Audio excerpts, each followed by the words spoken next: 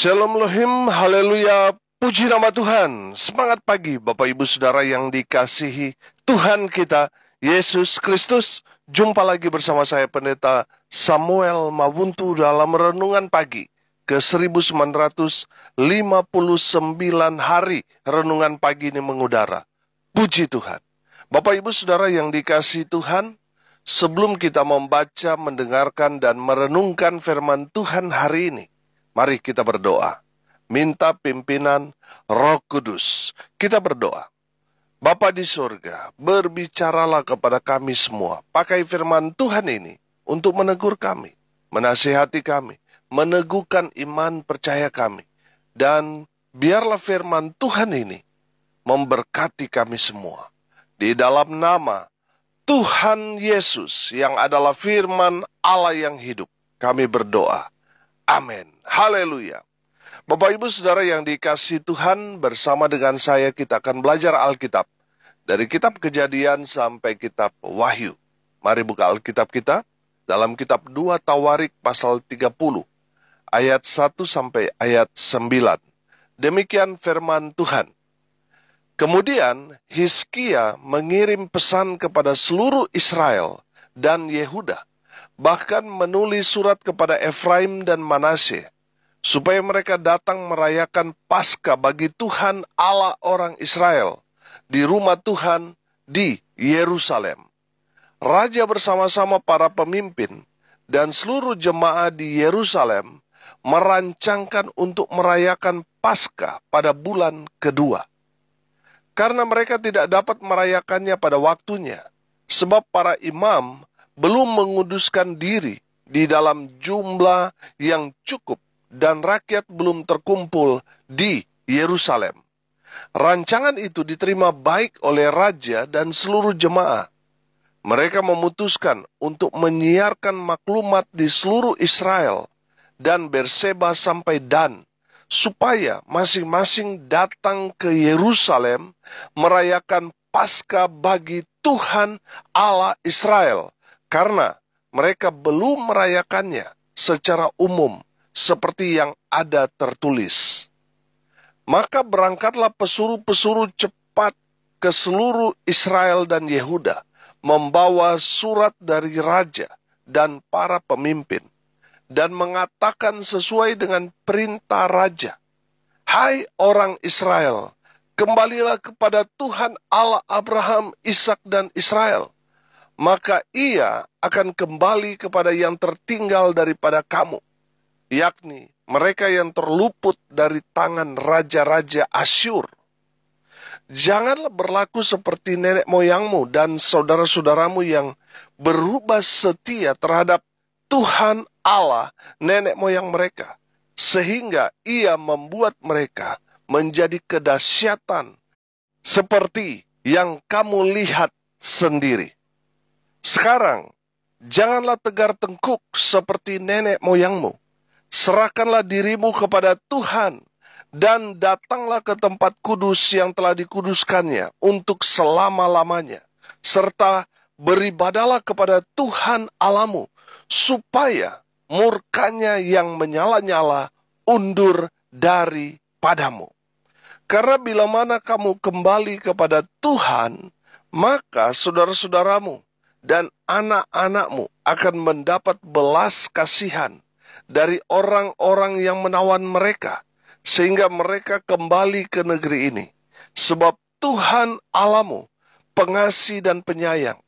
Ia tidak akan memalingkan wajahnya daripada kamu, bila mana kamu kembali kepadanya. Amin. Haleluya.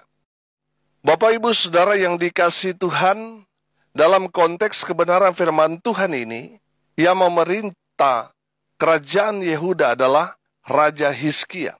Sebelum Raja Hizkia memerintah, ada yang bernama Raja Ahaz. Dan di zaman Raja Ahaz, Tuhan memukul Yehuda dengan luar biasa, mendatangkan murka Tuhan, menyerahkan mereka kepada musuh-musuhnya. Saudara, karena Raja Ahaz hidup tidak benar, tidak seperti Daud. Dia melakukan hal-hal yang menyakiti hati Tuhan. Itulah yang membuat Tuhan murka. Nah, setelah dia meninggal, digantilah oleh Hizkia. Dan rupanya Hizkia belajar dari kegagalan raja yang sebelumnya. Hizkia hadir memimpin kerajaan Yehuda untuk memulihkan keadaan Yehuda di hadapan Tuhan. Saudara perhatikan bahwa Hizkia, dia betul-betul hidup dalam kebenaran. Dia betul-betul mau memperbaiki hubungan orang Israel yang rusak untuk dipulihkan di hadapan Tuhan. Makanya dalam konteks firman Tuhan ini, Hizkia mengundang seluruh bangsa Israel, mau dia dari kerajaan utara, kerajaan selatan, selama dia bangsa Israel dari 12 suku Israel, mereka wajib hadir dalam perayaan Hari Paskah yang dipelopori oleh Hizkia. Bapak Ibu Saudara yang dikasihi Tuhan, saya melihat dalam kebenaran firman Tuhan ini bahwa Hizkia benar-benar ingin supaya seluruh rakyat Israel membangun kembali hubungan dengan Tuhan. Haleluya. Bapak Ibu Saudara, mari kita lihat apa yang harus dikerjakan oleh umat Tuhan. Yang pertama, saudara, dari kebenaran firman Tuhan ini, perhatikan ayat 6. Maka berangkatlah pesuruh-pesuruh cepat ke seluruh Israel dan Yehuda, membawa surat dari raja dan para pemimpin, dan mengatakan sesuai dengan perintah raja, hai orang Israel, kembalilah kepada Tuhan Allah Abraham, Ishak dan Israel, maka ia akan kembali kepada yang tertinggal daripada kamu, yakni mereka yang terluput dari tangan raja-raja Asyur. Amin. Bapak Ibu Saudara yang dikasihi Tuhan, sebelum Raja Hizkia memerintah, tadi saya katakan ada Raja Ahaz. Raja Ahaz ini melakukan apa yang jahat di mata Tuhan, sehingga Tuhan menyerahkan Yehuda kepada musuh-musuhnya. Raja Aram, Raja Asyur menyerang, merebut, menawan, merampas semua harta benda Yehuda pada saat itu.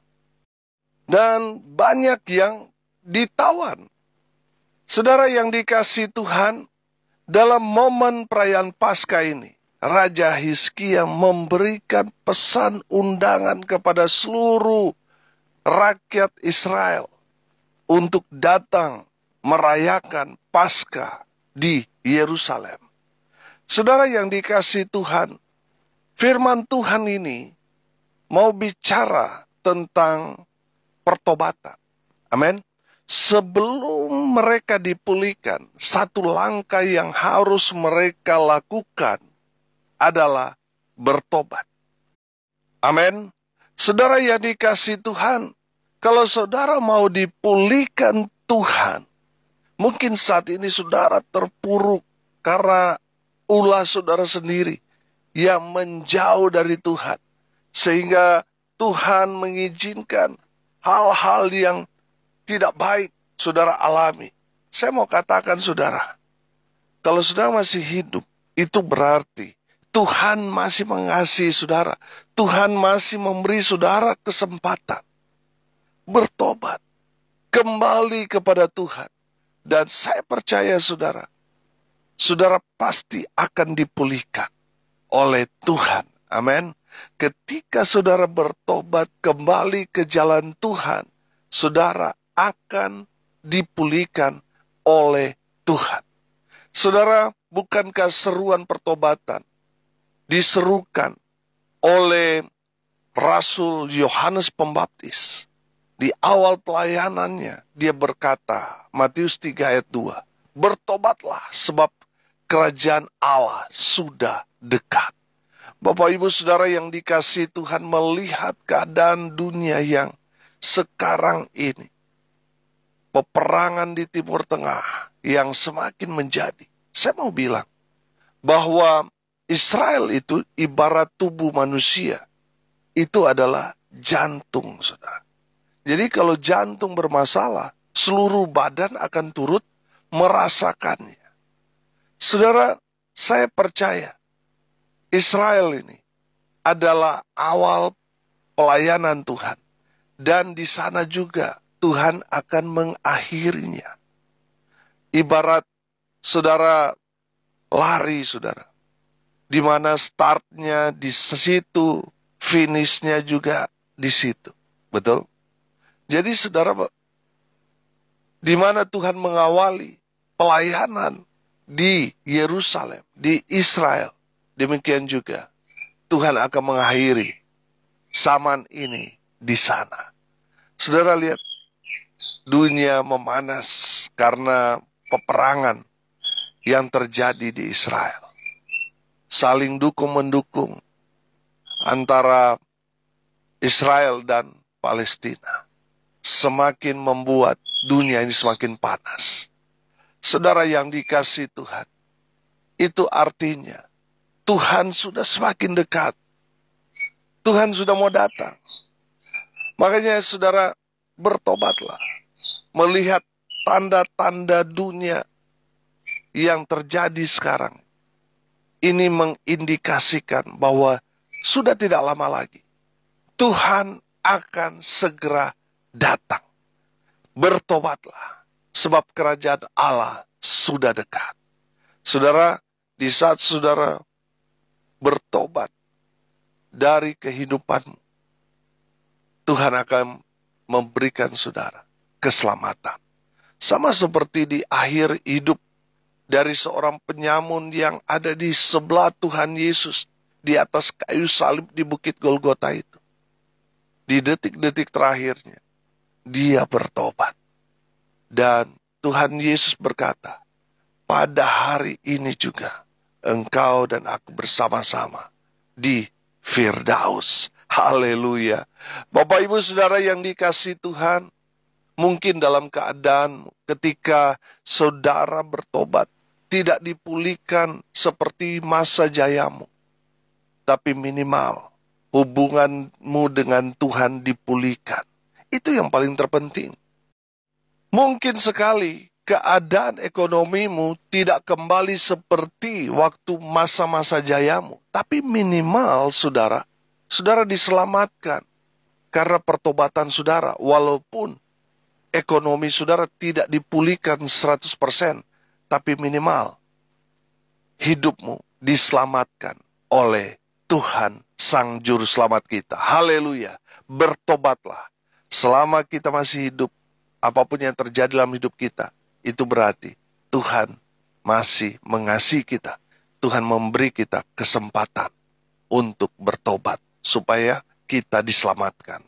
Yang kedua, dari firman Tuhan ini kita belajar di ayat 7, saudara. Janganlah berlaku seperti nenek moyangmu dan saudara-saudaramu yang apa? Yang berubah setia terhadap Tuhan, Allah nenek moyang mereka. Sehingga ia membuat mereka menjadi kedahsyatan seperti yang kamu lihat sendiri. Saudara yang dikasihi Tuhan, dari firman Tuhan ini kita belajar, tetaplah setia. Amin. Jangan berubah setia.